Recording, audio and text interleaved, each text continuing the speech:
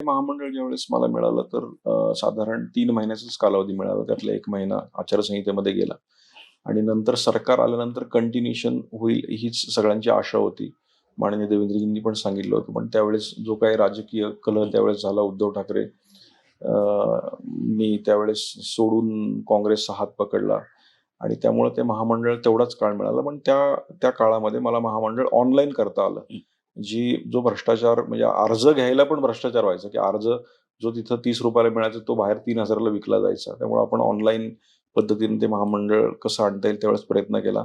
त्याचबरोबर दिल्लीतलं जे NSFDCचं कर्ज प्रकरणं बंद होती ती चालू करण्यासाठी आपण त्यावेळी प्रयत्न झाला. आता त्या NSFDCचे लोन प्रकरणं चालू झालेली आहेत.